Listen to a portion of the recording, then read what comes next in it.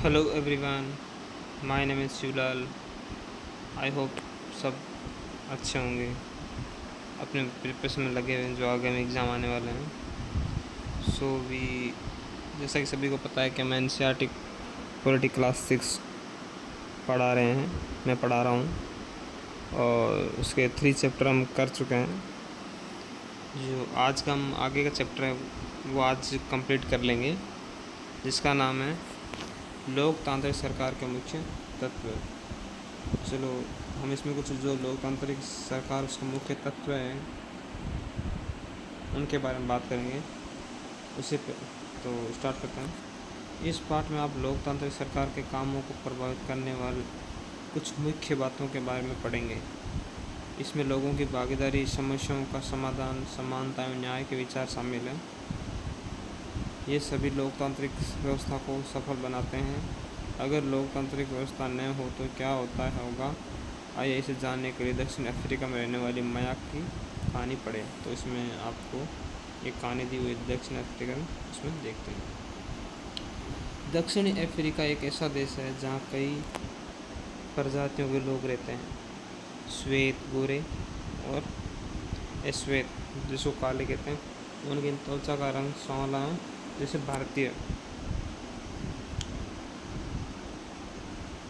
Johannesburg में रहने वाली 11 वर्ष की दक्षिण अफ्रीका लड़की माया नायडू एक दिन पुराने बॉक्सों की सफाई करने में अपनी मां की मदद कर रही थी।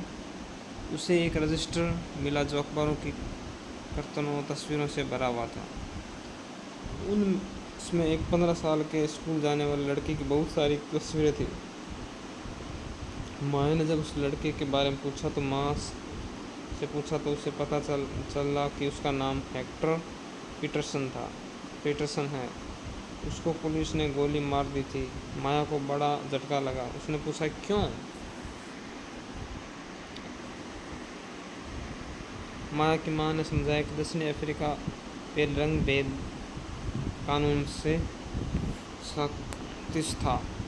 रंग भेद का मतलब है त्वचा के रंग के आधार पर भेदभाव। दक्षिणी अफ्रीका की प्रजाति इसी आधार पर अलग अलग समूह में बंटी हुई थी। वहाँ के कानून के मुताबिक श्वेत, अश्वेत, भारतीय और अन्य प्रजातियों को एक दूसरे से संबंध रखने की इजाज़त नहीं थी। लेकिन सभी प्रजातियों के लोग न तो एक दूसरे के आसपास रह सकते थे और न ही आम सुविधाओं का इस्तेमाल कर सकते। माया को अपने कानों पर विश्वास नहीं हो रहा था। रंग भेद कानून के तहत जिस तरह का जीवन था उसके बारे में बताते हुए माया की माँ की आवाज़ में बड़ा गुस्सा। उन्होंने बताया कि श्वेत ऐसे लोगों के अस्पताल अलग होते थे।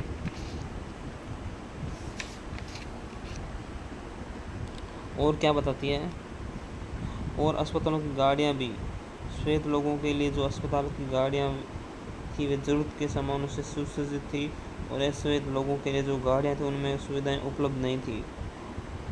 उनके लिए रेल एवं बस अलग थी, यहाँ तक कि श्वेत और अश्वेत लोगों के लिए बस स्टैंड भी अलग थे। अश्वेत लोगों को वोट देने की इजाज़त नहीं थी। देश की सबसे अच्छी ज़मीन श्वेत लोगों के लिए आरक्षित थी और अश्वेत लोगों को खेती के लिए सबसे घटिया ज़मीन मिलती थी। इससे पता चलता है कि अश्वेत लोगों एवं भारतीयों को श्वेत लोगों के बराबर नहीं माना जाता था, उनके साथ भेदभाव किया जाता था। तो इसमें बेसिकली हमें क्या समझाया गया है कि जो दक्षिणी अफ्रीका में पहले क्या था, रंग के आधार पर भेदभाव हो रहा था।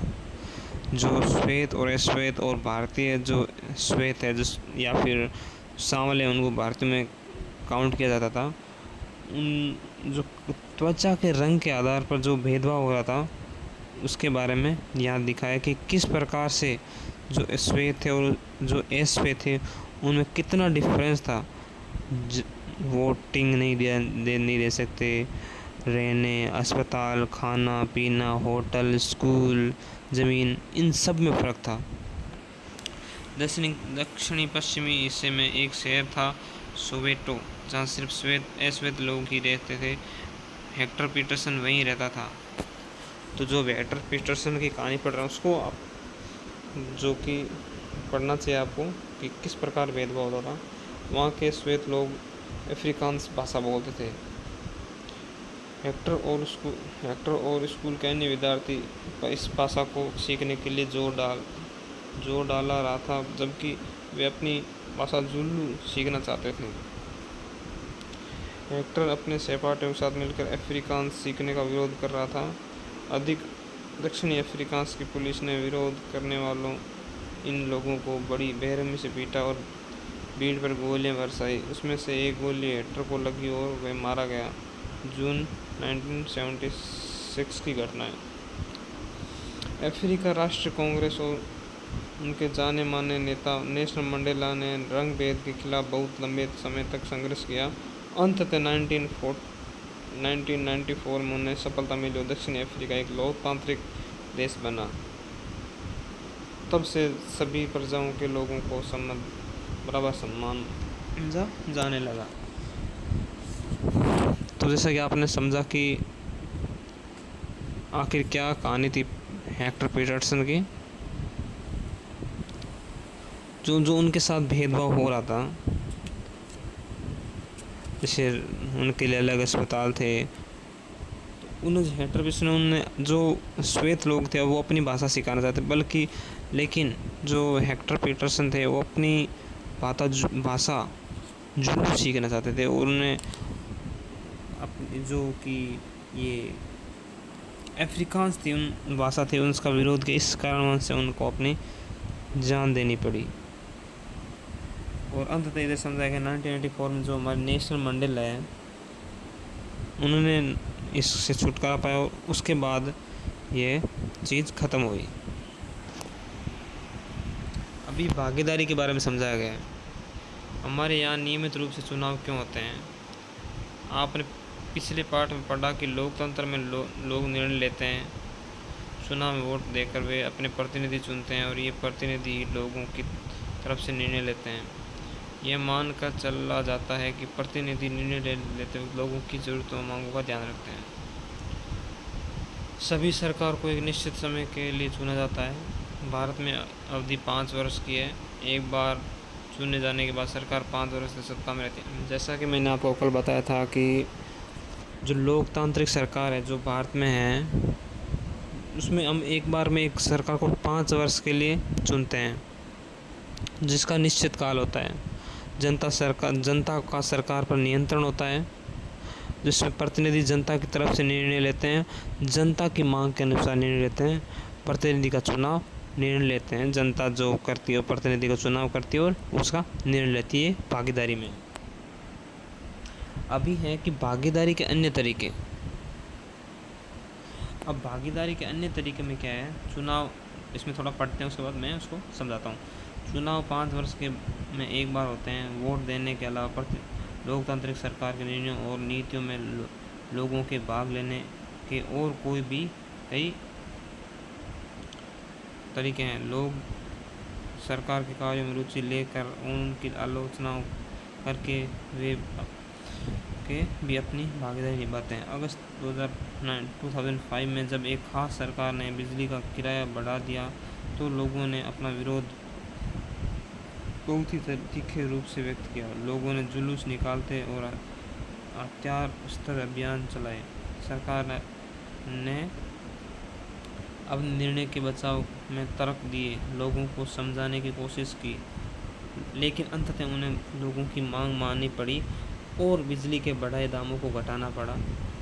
इस प्रकार जो लोगों की क्या भागीदारी होगी, भागीदारी के अन्य तरीके हो सकते हैं।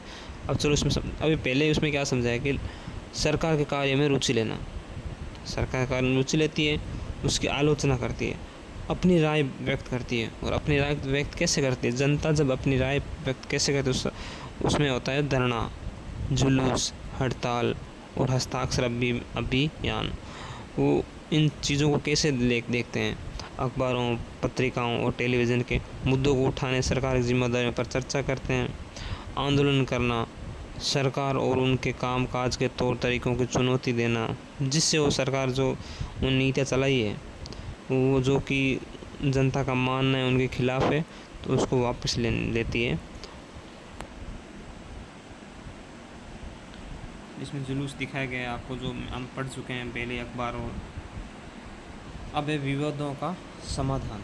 अब विवादों का समाधान कैसे होता है उसमें आपने माया की कहानी में पढ़ा कि कैसे विवादों का समस्याओं के समाधान के लिए कई हिंसा का प्रयोग किया जाता है।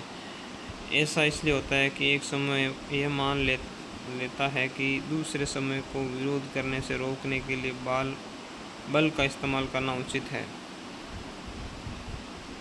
विवाद तब उभरता है जब विभिन्न संस्कृतियों, धर्मों, क्षेत्रों और आर्थिक पृष्ठभूमियों के लोग एक दूसरे के साथ तालमेल नहीं बिठाते।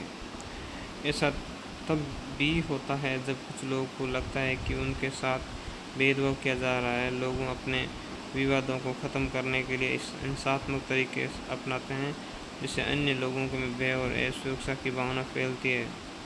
सरकार की यह जिम्मेदारी होती है कि विवादों का समाधान करे। अब देखो, इसमें मैं आपको समझाता हूँ कि फर्स्ट है विवादों का समाधान। उसमें क्या है, पहले हम पढ़ते हैं विवाद का कारण क्या है। तो इसमें समझाया गया, हम पढ़ चुके हैं कि विवाद का कारण है एक दूसरे के साथ तालमेल नहीं बिठा पाना, भेदभाव की अनुभूति। अभी क्या होता है, धार्मिक जुलूस के रास्ते पर विवाद, हिंसा की संभावना होगी, पुलिस की उसमें भूमिका बढ़ेगी, बातचीत द्वारा उसका समाधान होगा। एक तरफ इसमें आगे भी है नदी जल विवाद, जैसे अपना कर्नाटक और तमिलनाडु के मध्य कावेरी नदी का जो जल का विवाद था, कि जो कावेरी नदी कर्नाटक और तमिलनाडु से होकर जाती है, तो उसमें किसका कितना जल है वो भी एक विवाद का स्तंभ है। इसे इधर समझाया गया। पिछले 30 सालों से दो राज्यों के बीच विवाद का मुद्दा रहने के बावजूद कावेरी शांत भाव से बहती रहती है। अभी आगे क्या है, समानता एवं न्याय। लोकतांत्रिक सरकार के मुख्य विचारों में से एक है उसका न्याय और समानता के प्रति वचनबद्ध होना। न्याय एवं समानता को एक दूसरे से अलग नहीं किया जा सकता। अस्पृश्यता यानी छुआछूत की प्रथा पर अब कानून द्वारा रोक लगा दी गई है।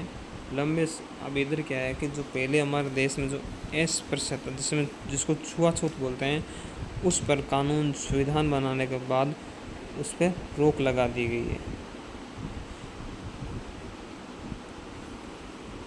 लंबे समय तक दलित लोगों को शिक्षा, स्वास्थ्य और यातायात की सुविधा से वंचित रखा गया। पहले हालात ये थे कि सार्वजनिक मंदिरों में घुसने तक नहीं दिया जाना था। डॉक्टर अम्बेडकर, जिसके बारे में आपने पहले पढ़ा है, कई अन्य लोगों ने जोर देकर कहा कि प्रथा अमानवीय है। अन्य सब न्याय तभी प्राप्त हो सकता है जब लोगों को बराबर व्यवहार हो।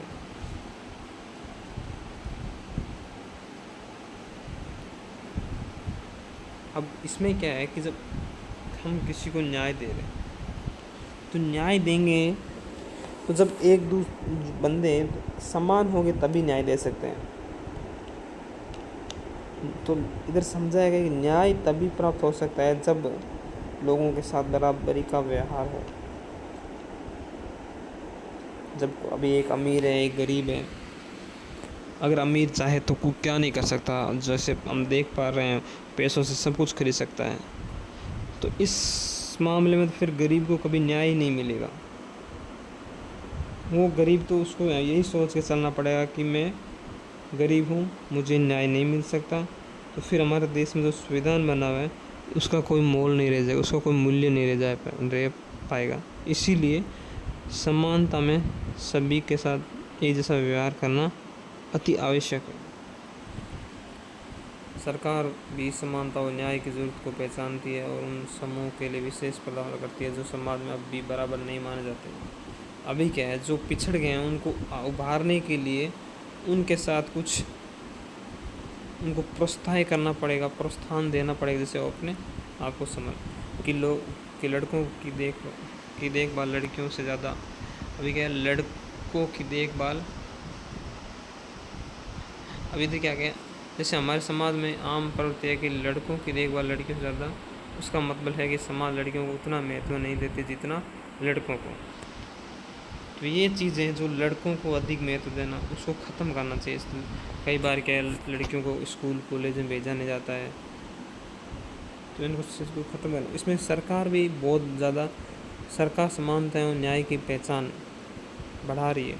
उसमें क्या है कि जो हमने पढ़ा लड़कियों और लड़कों वाला मामला, उसमें गवर्नमेंट ने क्या है कि लड़कियों जो पढ़ती है स्कूल में उनको अलग सुविधाएं, लड़कों से उनको गार्गी पुरस्कार दिया जाता है, कॉलेज और स्कूलों में लड़कियों की फीस नहीं। इससे क्या होगा, इससे ये होगा कि जो नागरिक है वो भी जागरूक हो गए, क्योंकि उन्हें पता चला कि गवर्नमेंट मतलब लड़कियों के लिए इतना कर रही है, उनको बराबर लेके आ रही, तो क्यों ना उनकी हेल्प, उनको जो फीस नहीं होगी अल्टीमेटली, तो जो पुरुष प्रधान समाज में एक लड़कियों को नया जीवन मिलेगा, उनको भी पढ़ाई लिखाई का अवसर प्राप्त होगा।